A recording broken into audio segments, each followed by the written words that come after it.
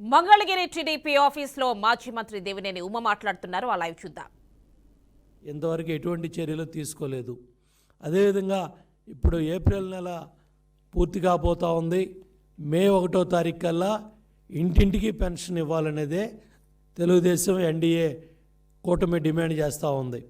ప్రతి ఇంటికి తెల్లవారుజామున ఏదైతే 6 గంటలకల్లా మే 1 ఇంటికి వెళ్ళి పెన్షన్ ఇవ్వాలనేదే తెలుగుదేశం పార్టీ డిమాండ్ చేస్తూ ఉంది. ఎన్డీఏ కూటమి డిమాండ్ చేస్తూ ఉంది.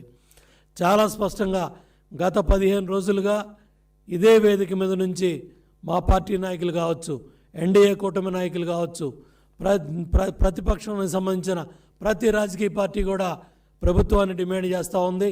చీఫ్ సెక్రటరీని డిమాండ్ చేస్తూ ఉంది. ఎలక్షన్ కమిషన్ కూడా మరి CEO కూడా చాలామంది వెళ్ళి విజ్ఞాపనలు కూడా మేము కూడా తెలియజేశాం. ఇప్పుడు కూడా చీఫ్ సెక్రటరీ నోరు తెరవట్లేదు. SERP CEO Muralidhar Reddy CBI ED కేసుల్లో, జగన్మోహన్ రెడ్డి కేసుల్లో సహనిందితుడిగా ఉన్న వ్యక్తి, ఈ వ్యక్తి వాళ్ళ సెర్ఫ్ CEOగా ఉన్నాడు. ఈ మురళీధర్ రెడ్డి తీసుకున్న తప్పుడు నిర్ణయం వల్ల ఏప్రిల్ నెలలో ఎవరైతే పెన్షన్లో ఎండబారిన పడి వృద్ధులు చనిపోయారో మరి ఇప్పుడు కూడా ఈ అధికారులు బాధ్యత తీసుకొని అటువంటి సంఘటనలు పునరావృతం కావు, అటువంటి సంఘటన జరగనివ్వం, ఇంటింటికి పెన్షన్ ఇస్తాం. ఎందుకంటే వాళ్ళ దగ్గర 64 లక్షల మంది పెన్షన్దారులు ప్రతి ఇంటికి వచ్చి పెన్షన్ ఇవ్వాలని అందరూ కోరుకుంటా ఉన్నారు. కోరుకుంటున్నప్పుడు కూడా చీఫ్ సెక్రటరీ ఈరోజు కూడా కలెక్టర్లకు ఆదేశాలు ఇవ్వలేదు, ఈరోజు కూడా వీడియో కాన్ఫరెన్స్ పెట్టలేదు, ఈరోజు కూడా కలెక్టర్ల అభిప్రాయాలు తీసుకోలేదు. గత నెలలో ఏదైతే కలెక్టర్లు చాలా స్పష్టంగా చెప్పారు, మీరు మాకు 29-30 కల్లా డబ్బు ఇవ్వండి. సచివాలయాలు కావచ్చు, 1,47,000 మంది సిబ్బంది ఉన్నారు.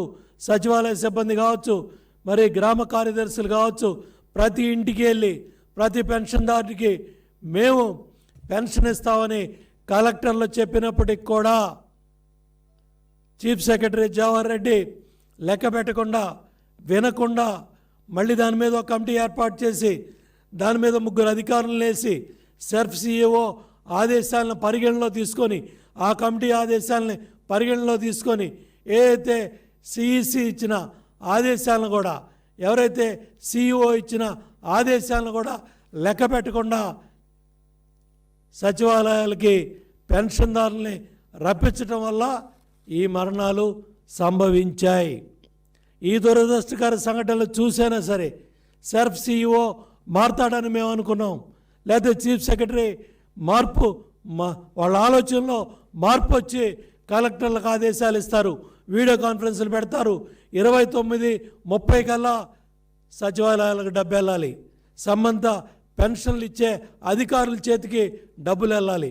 చూడండి, ఏదైతే ఉద్దేశపూర్వకంగా మార్చి 30-31 సుమారు 13,000 కోట్లు కాంట్రాక్టర్లకి వైసీపీ ఎవరైతే నాయకులు, ఎమ్మెల్యేలు, మంత్రులు రికమెండ్ చేశారో వాళ్ళు చెప్పిన కాంట్రాక్టర్లకి పెన్షన్దారుల డబ్బు ఖజానాలో పెట్టకుండా 13,000 కోట్ల పైగా డబ్బులన్నీ కూడా కాంట్రాక్టర్లకి, గుత్తేదారులకి, వాళ్ళ తాబేదారులకి డబ్బులు కట్టేశారు. ఏప్రిల్ 1 డబ్బు రాలా, ఏప్రిల్ 2 డబ్బు రాలా, ఏప్రిల్ 3 సాయంత్రం దాకా కూడా సచివాలయాలకు డబ్బు రాలేదు. పాపం పెన్షన్దారులు ఏప్రిల్ 1, 2, 3, 4, 5, 6, 6-7 రోజులు వాళ్ళని తిప్పి పాపం పెద్దవాళ్ళు మరణాలు సంభవించే విధంగా కొంతమంది అధికారులు, చీఫ్ సెక్రటరీ, సెర్ఫ్ CEO పరిధిలో జరిగిన తప్పుడు నిర్ణయాల వల్ల ఆ మరణాలు సంభవిస్తే వైసీపీ నాయకులు